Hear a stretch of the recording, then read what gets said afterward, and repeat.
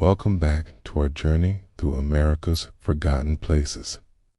If you've been with us before, you know that every ghost town has a story, not just of buildings left behind, but of dreams pursued, communities built, and the relentless passage of time that eventually reclaims everything we create. Tonight, we explore 5 more ghost towns, each unique in its own way. From the lumber mills of the Pacific Northwest to the railroad towns of the Great Plains, from isolated islands to mountain valleys, these places once thrived with human activity. Today, they stand silent, testaments to ambition, perseverance, and the inevitable changes that sweep through history. So, settle back, close your eyes, and let these stories carry you away. Let the voices of the past whisper to you through weathered wood and crumbling stone. Let yourself drift into the peaceful silence that now fills streets once bustling with life. Okay, these are the stories of 5 more forgotten ghost towns of America. Part 1. Glenrio, Texas, New Mexico. Death of Route 66, the Mother Road. Route 66, the Mother Road, as John Steinbeck called it, was more than just a highway. For decades, it was the main artery connecting Chicago to Los Angeles, carrying migrants, tourists, truckers, and dreamers across the heart of America. And wherever Route 66 went, towns sprang up to serve the endless stream of travelers. Glenrio sat right on the border between Texas and New Mexico, straddling the state line. The town's name came from a combination of Glen and Rio, valley and river, though there's precious little of either in this high, dry plains country. What Glenrio had was location. It was the first town travelers reached when entering Texas from the west, or the last stop in Texas heading east. Boom times on the highway. From the 1930s through the 1960s, Glenrio thrived. Cars and trucks rolled through constantly, day and night. The town had gas stations, motor courts, what we'd call motels today, diners, a post office, and various other businesses all geared toward serving travelers. The state line bar sat exactly on the Texas-New Mexico border, allowing patrons to drink in New Mexico, which allowed liquor sales while standing with one foot in Texas, which didn't, least in that county. It wasn't a large town. The population probably never exceeded a few hundred, but it was busy and prosperous. The Texas Longhorn Motel and the last motel in Texas, or first motel in Texas, depending on which direction you were traveling, did steady business. The Brownlee Diner served meals around the clock. Gas stations pumped fuel continuously for travelers on the long, lonely stretches of Route 66. Glenrio was a welcome sight, a place to rest, eat, refuel, and stretch your legs before continuing across the endless plains. Life in Glenrio revolved entirely around the highway. Everyone worked in businesses serving travelers or supported those who did. Children grew up watching the endless parade of cars and trucks, dreaming of the distant places all those travelers were heading to or coming from. The sound of traffic was constant, the smell of diesel and gasoline ever present. It was a town built on movement, on the American love affair with the automobile and the open road. The interstate. In the 1970s, Interstate 40 was constructed through the region, and it bypassed Glenrio entirely, running several miles to the south. The planners saw no reason to route the new high-speed interstate through a tiny town that existed only to serve the old highway. The decision made perfect engineering sense. For Glenrio, it was a death sentence. The change wasn't immediate. For a while, some travelers still preferred the old route, enjoying the slower pace and the nostalgic appeal of the original Mother Road. But gradually, inevitably, traffic shifted to the faster interstate. The steady stream of cars and trucks became a trickle, then almost nothing. Businesses began closing. First, the ones that were already struggling, then the ones that had seemed most secure.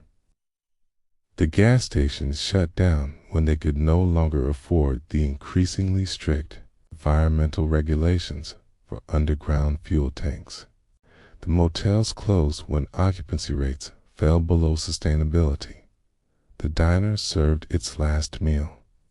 The post office closed in 1985, the final blow to Glenrio's status as a living community, abandoned on the plains. Today, Glenrio is one of the most photogenic ghost towns in America, loved by Route 66 enthusiasts and photographers. The buildings still stand, lined up along the old highway like silent sentinels. The Texas Longhorn Motel, with its distinctive sign, is probably the most photographed structure. The gas stations, their pumps long gone, still have their canopies, providing shade for no one.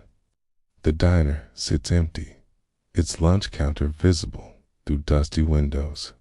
What makes Glenrio particularly poignant is how recent its death was.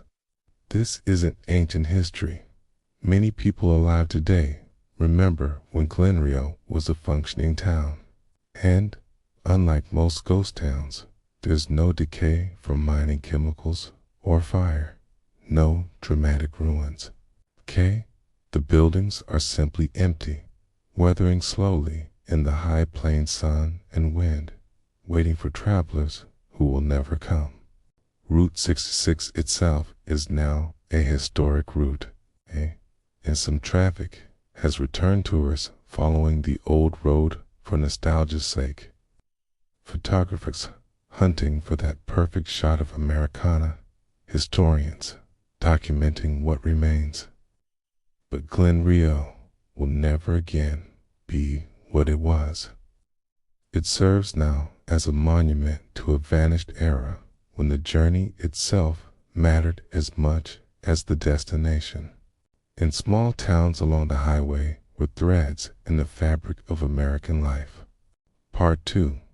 Thurmond, West Virginia, Coal Country Ghost. The coal boom. Thurmond sits in a narrow valley carved by the New River in southern West Virginia, in the heart of coal country.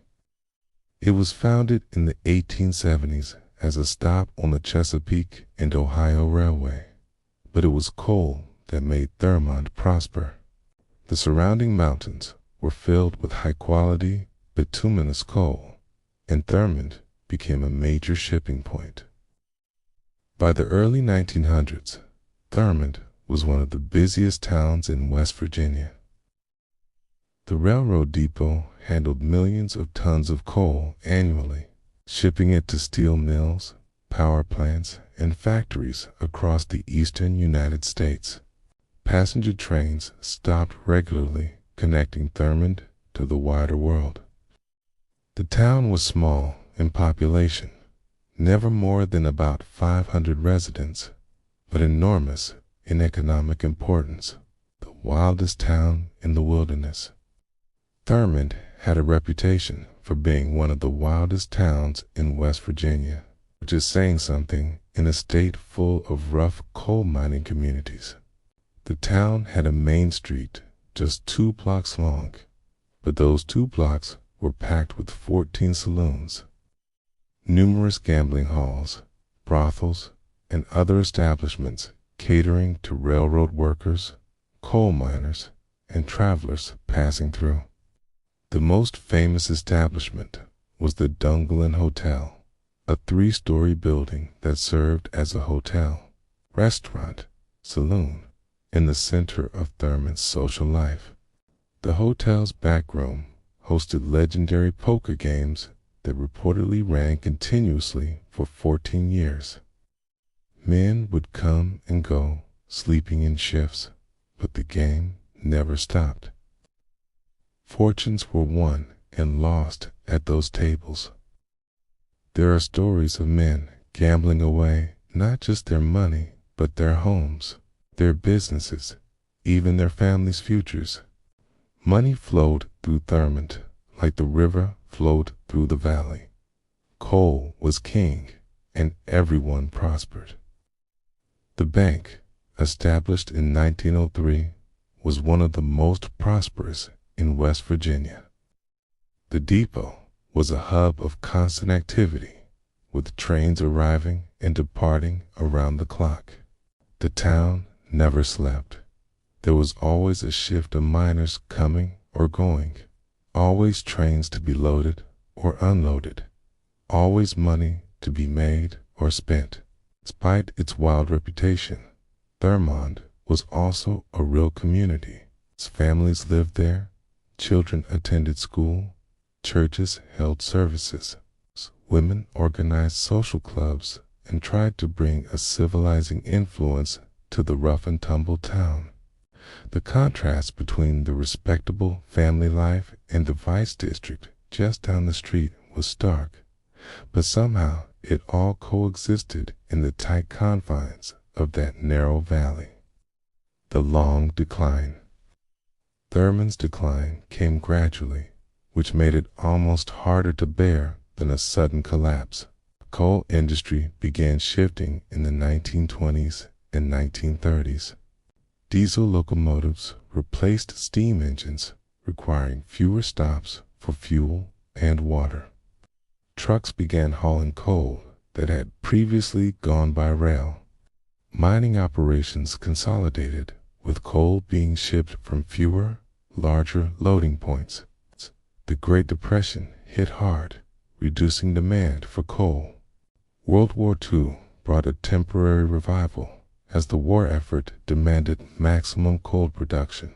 But after the war ended, the decline resumed. By the 1950s, many of Thurmond's businesses had closed. The bank shut its doors. The Dunglin Hotel stopped taking guests. The population dwindled as people left to find work elsewhere. The final blow came in the 1960s and 1970s as the railroad further reduced its operations. The depot that had once handled millions of tons of coal annually now saw only occasional freight trains passing through without stopping. By 1980, Thurmond's population had fallen to just a handful of people. Ghost town with residents. Today, Thurmond is officially a ghost town. But technically, it's still incorporated and has a few residents. The 2020 census counted 5 people living there. It's part of the New River Gorge National Park and Preserve, and many of its buildings have been stabilized or restored by the National Park Service. The depot is now a visitor center, its waiting room restored to how it looked in the town's heyday. The Dunglin Hotel still stands, though in deteriorating condition. The bank building, the old stores, and several houses remain, creating an almost intact time capsule of an early 20th century coal town. Walking through Thurmond today is like stepping back in time, except for the silence. The trains still pass through on the tracks that run right down the main street, but they no longer stop. What makes Thurmond particularly atmospheric is its setting. The town is hemmed in by steep, forested mountains on both sides, with the river on one side and the railroad tracks on the other. There's barely room for the buildings, which are squeezed between the tracks and the mountain. Feels isolated and claustrophobic, which it is. There's no road access to Thurmond from the town itself. You have to park outside and walk in, or arrive by train if you can catch one of the few that still stop. Standing in Thurmond on a quiet afternoon, with the river flowing and birds singing in the surrounding forest. It's hard to imagine this place was once one of the busiest shipping points in West Virginia, a town that never slept, where fortunes were made and lost, and the sound of trains filled the air constantly. The silence now is profound, broken only by the occasional passing freight train, a reminder of what was and what will never be again. Part 3. Portlock, Alaska. The town fear abandoned. A fishing village. Portlock was located on the southern tip of the Kenai Peninsula in Alaska, along the shores of Port Chatham on Cook Inlet. It was never a large community at its peak in the 1920s and 1930s. It had perhaps 100 to 200 residents, but it was a thriving fishing village, strategically located for access to rich salmon runs and other marine resources. The town was established around 1900 and grew slowly but steadily. It had a cannery, a post office, a schoolhouse, and various other buildings typical of Alaskan fishing villages. The residents were a mix of Alaskan Native people, particularly Aleut and settlers from elsewhere in the United States and abroad. They made their living from the sea, catching, processing, and shipping salmon, halibut, and other fish. Life in Portlock was hard but rewarding. The work was physically demanding and often dangerous. Fishing in Alaskan waters is one of the world's most hazardous occupations. The climate was harsh, with long, dark winters and isolation from the rest of the world for months at a time. But the fishing was productive, the community was tight-knit, and people built lives there, raised children, and looked toward the future. Strange events occurred in the 1920s and 1930s. Strange things began happening in Portlock. The accounts vary and are difficult to verify, blending documented facts with local legend. But the general story goes like this. Hunters and trappers working in the forests around Portlock began disappearing. Some were never found. Others were found dead under mysterious circumstances, bodies torn apart by something that didn't match any known animal.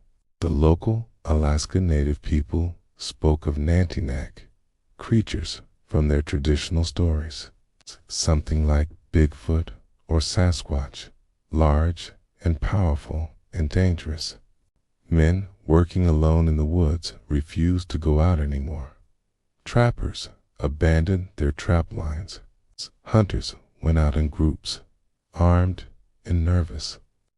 People reported seeing large, man-like figures in the forest, watching from a distance. Strange howls echoed through the valley at night. Footprints far too large to be human were found in snow and mud. The accounts, whether true or exaggerated or entirely legendary, spread fear through the community. People became increasingly nervous. The deaths continued, or so the stories say. Different sources give different numbers, from a handful to several dozen deaths over the years. Some accounts say that in the late 1940s, a school teacher was found dead, his body mutilated. And that was the final straw for the community, the exodus. What is documented is that Portlock was abandoned around 1950. The entire population left, and no one came back. The post office was closed in 1950. The cannery shut down. Houses were left with belongings still inside. Within a very short time, Portlock went from a functioning community to a ghost town. The official explanations for the abandonment are economic, declining fish runs, competition from larger canneries elsewhere, and the general consolidation of the Alaska fishing industry. These are certainly factors, but they don't fully explain why people left so completely and suddenly, taking almost nothing with them, and why no one has attempted to resettle the area despite its valuable location. The more dramatic explanation, that the town was driven out by fear of unknown creatures in the forest, persists in local legend and has made Portlock famous in certain circles. It's become a favorite topic for cryptozoology enthusiasts and paranormal investigators. Whether the Sasquatch-like Nantinnaq actually exist, or whether the deaths and disappearances were the work of known predators like bears, or whether the whole thing has been greatly exaggerated over the years, is impossible to say definitively now. Ruins by the sea. Today, Portlock is accessible only by boat or float plane. There are no roads. The forest has reclaimed much of the town site. Buildings have collapsed or rotted away. Rust and decay have taken their toll. Occasionally, adventurers or researchers visit, documenting what remains and searching for evidence of what really happened there. The setting is hauntingly beautiful. Dense forest coming right down to the rocky shore. Mountains rising behind, the waters of Cook Inlet spreading out before. Salmon still run in the nearby streams. Eagles soar overhead. The natural beauty that attracted settlers in the first place remains unchanged. But there's something undeniably eerie about Portlock. Perhaps it's just the isolation and the knowledge that an entire community once lived here and fled. Perhaps it's the stories that have accumulated over the decades, taking on a life of their own. Or perhaps, as some insist, there really is something in those forests, something that watched the humans come and watched them leave and still watches the occasional visitor who comes to see what remains. Whatever the truth, Portlock stands as one of Alaska's most mysterious ghost towns, a place where natural beauty, economic reality, and darker possibilities intertwined, and where the line between history and legend has become impossible to clearly draw. Part 4. Castle Dome City, Arizona. Second richest silver strike, the Silver Discovery. In 1863, a group of prospectors found silver ore in the Castle Dome Mountains of southwestern Arizona, about 14 miles from the town of Yuma.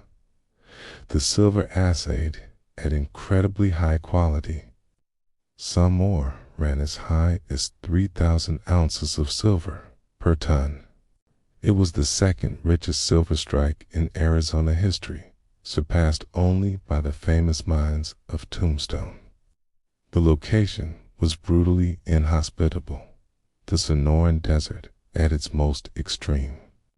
Summer temperatures regularly exceeded 120 degrees Fahrenheit. Water was scarce, the nearest reliable source being the Colorado River, 14 miles away by rough trail. There was almost no vegetation larger than creosote bushes and the occasional stunted mesquite tree. It was, in every practical sense, one of the worst places on earth to establish a mining town. But where there's silver, people will go. By the late 1870s, Castle Dome City had grown into a substantial community with several hundred residents. The mines employed dozens of workers, a stamp mill processed, or there are saloons, general stores, a post office, and all the infrastructure needed to support a mining operation. Desert hardship. Living in Castle Dome City meant coping with extreme conditions. Water had to be hauled in by a wagon from the Colorado River, a hot, dusty journey that took hours each way. Every drop was precious. Bathing was a luxury few could afford. Drinking water was carefully rationed. The cost of water sometimes exceeded the cost of whiskey, leading to the perhaps exaggerated but often repeated claim that miners sometimes bathed in beer because it was cheaper than water. The heat was relentless. In summer, work in the mines was brutal. Temperatures underground could reach 130 degrees or higher. Men worked in minimal clothing, drenched in sweat, drinking water constantly to avoid heat stroke. Surface temperatures were even worse. In direct sunlight, metal tools became too hot to touch. The desert sun was like a physical force pressing down on everything. Food was another challenge. Fresh meat and vegetables were rare luxuries. Most food was preserved salted meat, dried beans, hardtack, and canned goods when available.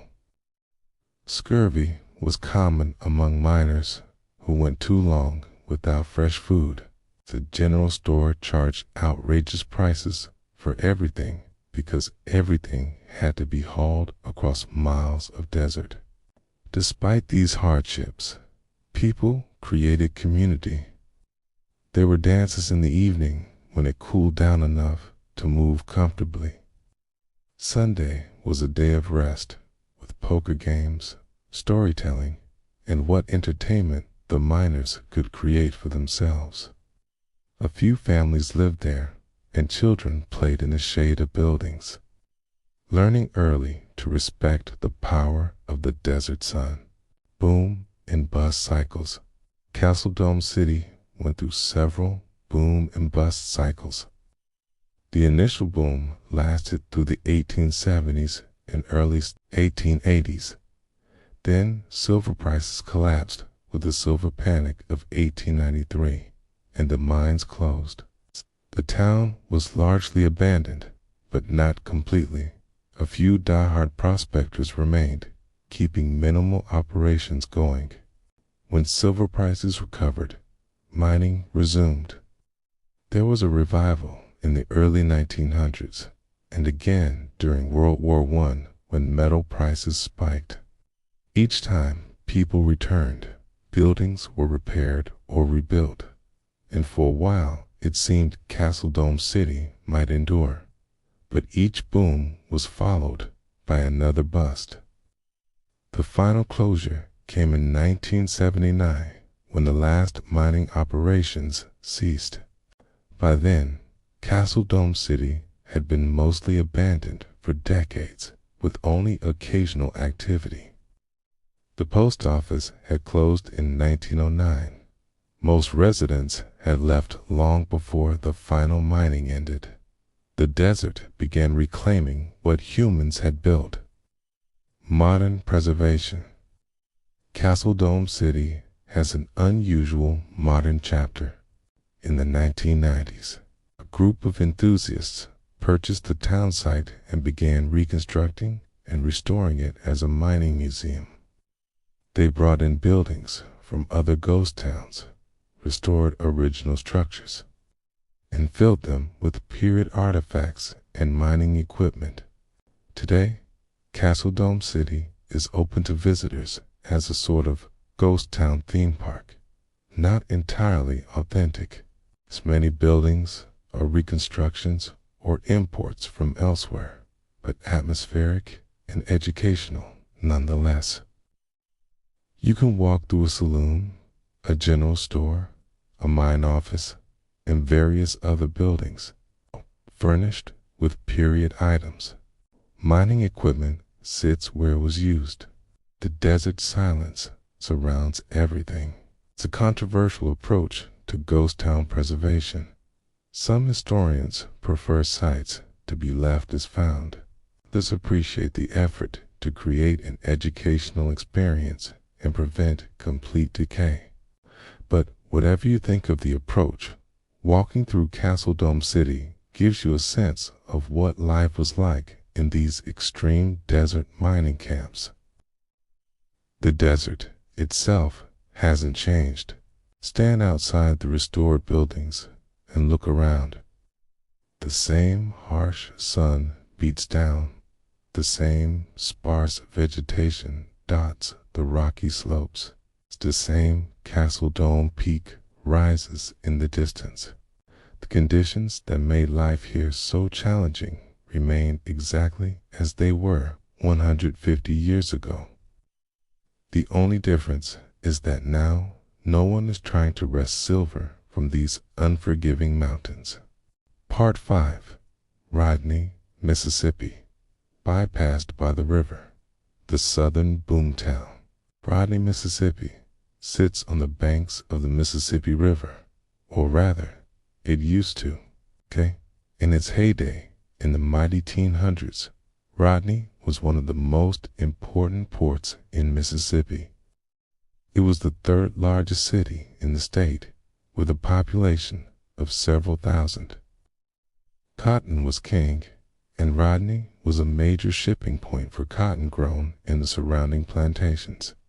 The town had everything a prosperous antebellum Southern community needed: churches, schools, newspapers, hotels, warehouses, and a busy riverfront lined with docks and loading facilities. Steamboats stopped regularly, carrying goods and passengers up and down the great river. Cotton bales stacked on the docks waited to be loaded and shipped to New Orleans and beyond. Money flowed as freely as the river itself. Rodney had culture too. There were several churches, including the impressive Presbyterian Church built in 1831, which still stands today.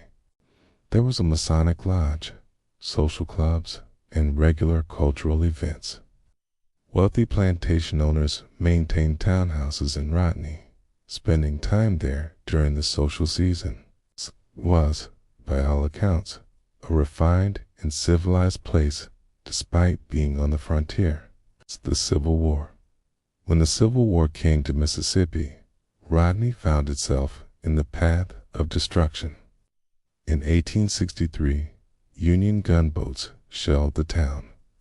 The Presbyterian Church still bears the marks of cannonball lodged in its wall, Union graffiti carved into the pews by occupying soldiers. Much of the town was damaged or destroyed, but Rodney might have recovered from the war damage. Many southern towns did, rebuilding and eventually returning to prosperity. What happened next was something Rodney couldn't rebuild from. The Mississippi River itself abandoned the town. Geographical catastrophe. Rivers, especially powerful ones like the Mississippi, are dynamic. They change course, cut new channels, build up sandbars, and erode banks. Throughout the late 1800s, the Mississippi had been gradually shifting its main channel away from Rodney. But in the early 1870s, catastrophic flooding combined with natural channel changes caused the river to cut a new course several miles to the west. When the floodwaters receded, Rodney found itself sitting beside a stagnant oxbow lake instead of the vibrant main channel of the Mississippi River. The steamboats no longer stopped because they couldn't. They were now miles away, following the river's new course. The commerce that had sustained Rodney disappeared almost overnight. Without river access, Rodney had no reason to exist. The cotton warehouses sat empty. The docks rotted into the stagnant water. Businesses closed. People left, moving to other river towns or to the new railroad towns that were springing up across Mississippi. By 1900, Rodney's population had crashed from several thousand to just a few hundred. Slow death. Unlike mining towns that sometimes died suddenly when the ore ran out, Rodney died slowly, lingering for decades. Some people stayed, farming the surrounding land or conducting business with the reduced local population. The churches continued holding services, though with ever-shrinking congregations. The Presbyterian Church kept its doors open into the 20th century. More people left during the Great Depression. The construction of highways that bypassed Rodney drew away even more residents. By the 1950s, only a handful of people remained. Today, Rodney has a population of fewer than 10 people. Some sources say only 2 or 3 permanent residents. Ruins in the forest. Today, Rodney is one of the most atmospheric ghost towns in the South.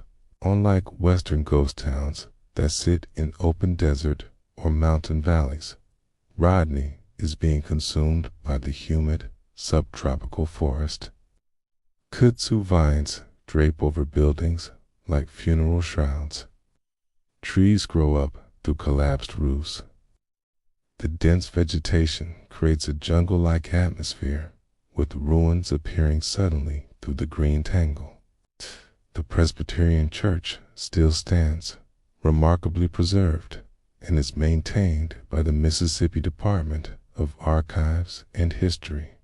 You can go inside and see the Union cannonball still lodged in the wall.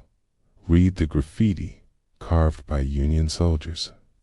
Sit in pews that once held prosperous cotton merchants and their families. Sunlight streams through tall windows, illuminating the simple but elegant interior. It's both beautiful and profoundly sad, a reminder of what was lost. Scattered through the surrounding forest are other ruins, brick foundations, fragments of walls, collapsed chimneys. The cemetery occupies a hillside, its weathered stones marking the graves of people who never imagined their prosperous town would simply cease to exist. Some graves date to the early 1800s, others to the early 1900s, spanning Rodney's entire arc from boom to bust. Lessons of impermanence. What makes Rodney particularly poignant is that its death wasn't due to human failure or economic miscalculation. The people of Rodney did nothing wrong. The town was prosperous, well located, and had every reason to succeed. But geography itself betrayed them. The river that gave Rodney life simply moved away, and there was nothing anyone could do about it. Rodney stands as a reminder that human settlements, no matter how prosperous or well established, exists at the mercy of larger forces, geographical, economic, historical, that we don't control and often can't predict.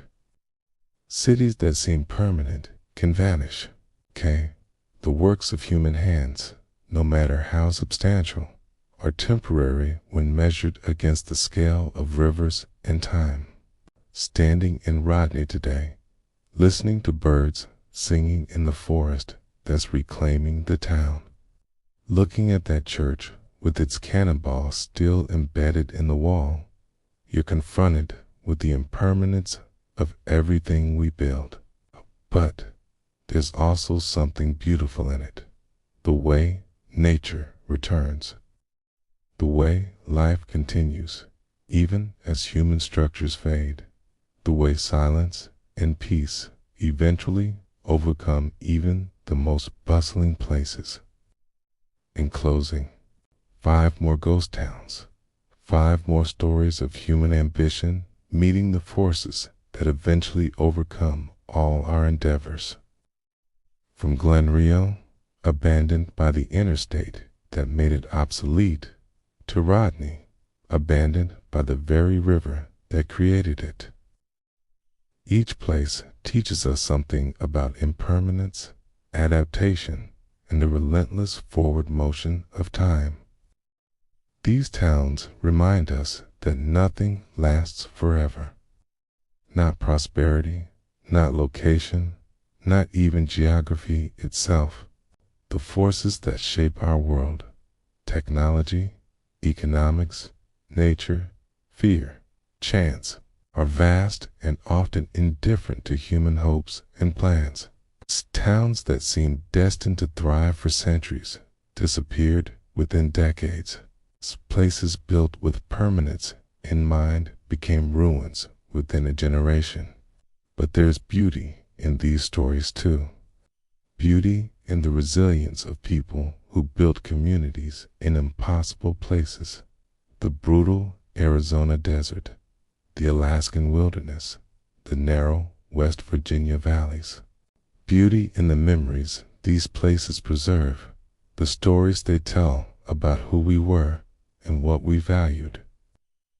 Beauty in the way nature eventually returns, covering our works with forest and prairie and desert bloom.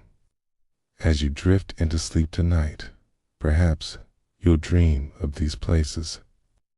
You might stand on an empty stretch of old Route 66, watching the sunset paint the Texas plains in gold and crimson.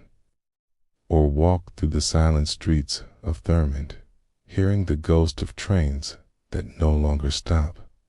Or feel the Alaska wind on your face as you look out over the waters that once brought life to Portlock. Or stand in that church in Rodney, sunlight streaming through old windows, time and history tangible in the air. These ghost towns are monuments, not to failure, but to the audacity of human endeavor, to our willingness to build in impossible places and dream big dreams, even knowing those dreams might not last.